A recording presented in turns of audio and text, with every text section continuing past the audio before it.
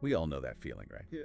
You're trying so hard to stop some stubborn behavior. Maybe it's just mindlessly scrolling on your phone, or emotional eating, or even just opening that one email you've been dreading. So you hit it with motivation, willpower, you track it, you resolve to be better tomorrow. And yet, almost always you find yourself right back in that same loop. And it's so frustrating. Why does all that standard advice, fight it, power through, so often leave us feeling exhausted and, well, exactly where we started? It's because the whole premise of fighting it is kind of flawed from the get-go. We're failing to notice the architecture of our own attention. The insight we're diving into today is pretty radical. The very effort, all that mental energy you put into stopping a behavior is actually what's sustaining it. Whoa, okay. The resistance you generate is the fuel that keeps that habit alive. I have to push back on that immediately. Because if I don't resist the urge to eat the third bag of chips, I'm going to eat the third bag of chips. If I don't resist checking my phone every 90 seconds, I just disappear into it. Are you genuinely saying that trying to control my behavior is what makes the behavior stronger? That just sounds like a strategy for total surrender. It does sound counterintuitive, I get that. But let's try to reframe control as awareness. We need to talk about this concept of figure and ground. It's a foundational idea in perceptual psychology.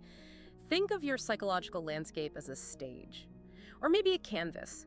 The moment you label a behavior, say, checking your phone first thing in the morning, as a bad habit, and you focus all your energy on stopping it, you immediately turn it into the dominant figure. It pops out. Exactly. It pops out, it becomes sharp, bright, demanding your focus, and it pushes everything else into the background. So it becomes impossible to ignore, precisely because you're the one actively highlighting it. You've just given it the lead role on your mental stage. Right, I get the visual. It's like that classic black and white image. When you look at the dark space, you see a vase. That's the figure. But if you shift your perception just a little, suddenly the white space becomes two faces looking at each other. And that's the ground emerging. The ink didn't change. The reality of the image didn't change at all. Just where my awareness went. That's it, precisely. The content is identical, but your subjective reality just transformed because your perception reorganized the entire field. And when we apply this to behavior, every single time you scold yourself for scrolling or procrastinating, you are just reinforcing the edges of that habit figure. You're making the habit more real, more solid, and more central to your identity as a struggler. So the more you fight it, the more strongly it insists on being seen. Which means when you, the listener, get stuck in that loop of self-criticism that, oh, I shouldn't be doing this, all you're really doing is taking a temporary impulse and making it the most important thing happening in your entire world right now. It's an exhausting cycle. And this cycle points us toward a really profound insight from perceptual philosophy. It's called the paradoxical theory of change. And it goes like this.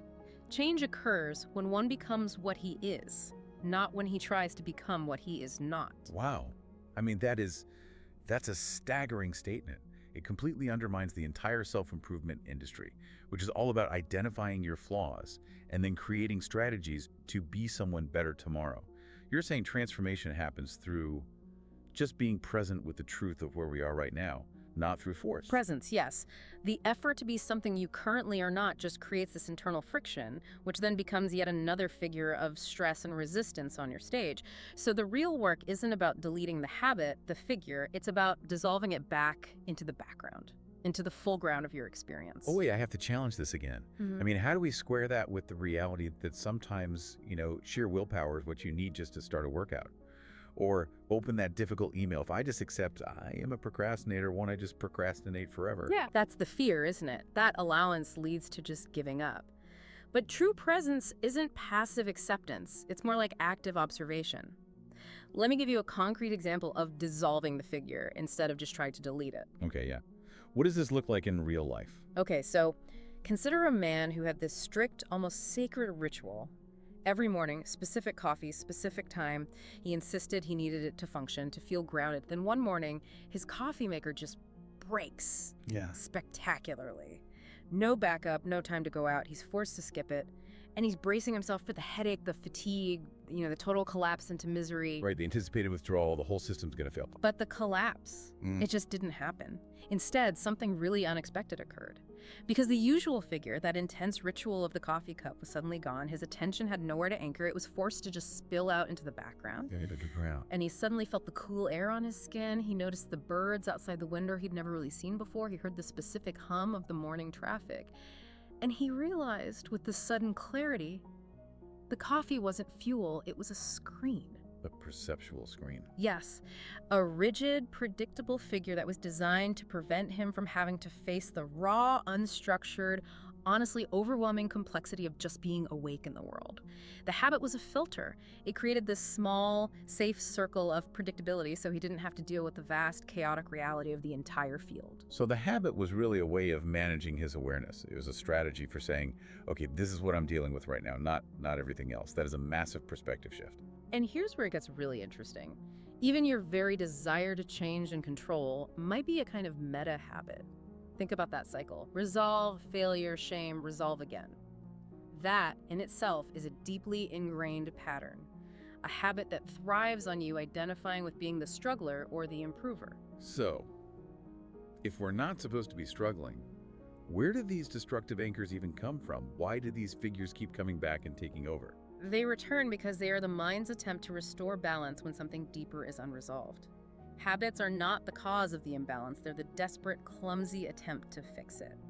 And this brings us to the idea of the unfinished Gestalt. A Gestalt being a complete pattern. A complete pattern, a whole figure. So when there's an unfinished Gestalt, some unresolved psychological tension, the nervous system feels this powerful, energetic drive toward completion, toward equilibrium. So the system is just screaming for closure, but the habit offers a fake kind of closure that never actually fixes the real tension? Exactly. Let's use the classic scenario. You reach for a snack, but you're not physically hungry. You're doing it because you're facing some overwhelming unfinished task, like that sensitive email. The figure of that unfinished email is generating immense internal tension, dread, anxiety, a knot in your stomach. And instead of sitting with that anxiety, our instinct is to recoil. You recoil, but that tension has to go somewhere. So the entire psychological field reorganizes itself and it seeks immediate, predictable relief.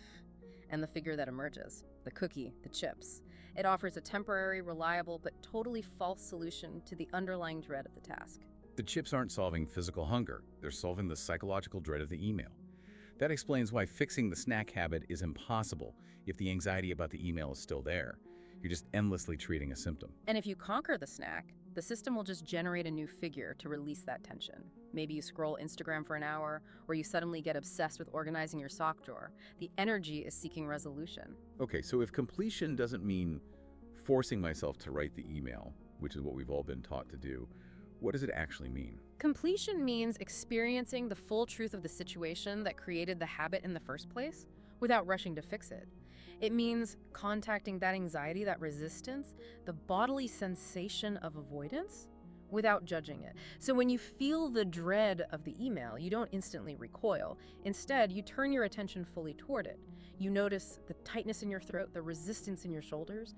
You just allow yourself to be with the raw feeling. So you're saying that full, non-judgmental presence with the tension itself is what lets the field reorganize naturally? Absolutely. When that full awareness enters the system, the tension just loses its urgency. It's an act of what we call insight learning, that sudden aha moment. And this structural chain relies on a principle called isomorphism. That sounds very academic. How does isomorphism relate to me reaching for my phone? It's actually quite simple in practice. If your internal psychological structure is all knotted up with dread or conflict, that's your inner structure, then your external behavior, the reactive impulse to scroll or snack, will just spontaneously mirror that inner tension. If you relax the internal knot by fully acknowledging the dread, the external reaction just naturally softens. The action is tied to the feeling. This gives us a really powerful reframing question for anyone listening then. Instead of asking, how do I stop this habit? Ask, what is this habit trying to solve for me? What feeling am I desperately trying to avoid? That question is the invitation. It invites the presence that's required for change. Let's take that classic example. The person who checks their phone the second they feel alone or idle. They're not scrolling to connect, they're scrolling to fill the void with noise. The habit is pure survival. It's masking a deeper, often unconscious belief that aloneness is dangerous or unproductive When the external world pauses, the internal world of anxiety feels overwhelming, so the phone becomes this instant artificial lifeline. But if they stop fighting the scroll and instead just turn toward that raw sensation of being alone, feel its texture, its weight, they might make a profound discovery. They turn toward the feeling of the void and experience it fully, and they realize, I'm still here. The world didn't end just because I paused. That moment of contact breaks the spell. The phone loses its power, not through willpower, but because the field no longer requires that particular solution to feel safe. So the key takeaway here is huge. We don't replace the habit. We actually outgrow it by expanding our field of awareness. We start including the pauses, the difficult sensations, the background, the ground, not just the consuming figure. And if we take this even bigger, we get to a final humbling thought. What if the habit isn't even a personal flaw? What if it's just a ripple in a much larger field? A field that includes culture, environment, history. I find that perspective so liberating. We personalize this struggle so much, like we're a broken machine that needs fixing. But if the habit is just a formation of the larger field, then you don't need to fix yourself to be free. You just need to shift your awareness enough to alter the field's organization. The illusion is believing you are the problem. It's like fighting a shadow on the wall, thinking it's a monster you have to slay. You could fight it for years, only to realize when you finally turn toward the light that it was just your own silhouette, cast by some unexamined belief, maybe the cultural pressure to constantly optimize yourself. The deepest form of self-respect is allowance, not improvement. It's remembering you are already whole. So the revolution is quiet. It's not some grand declaration. It's a subtle moment-to-moment shift where maybe the craving is still there, but it's softer, like a distant radio signal. And without any drama, your hand just stays still because the field has already changed. It's a profound surrender, not to the habit, but to the wholeness of your current experience. When you stop treating yourself like a project that needs to be fixed, you create the space for this spontaneous, organic adjustment, the kind that comes from the body's own wisdom. And as we bring this deep dive to a close, it seems the point is that freedom is never found in controlling the habit, but in seeing it clearly for what it is. A temporary weather system that does not define you. You can't free yourself from a habit while still believing that the habit is who you are. That's the core invitation. Stop trying to force change. The work is never really done because the field is always in flux, new figures are always forming, but that fluidity, that openness, that's the pulse of a life that's being fully lived. Which leaves all of us with the ultimate question for reflection, moving beyond action and into awareness. What are you willing to stop avoiding today, right now, so that change can find you on its own terms? Because the habit was never the cage.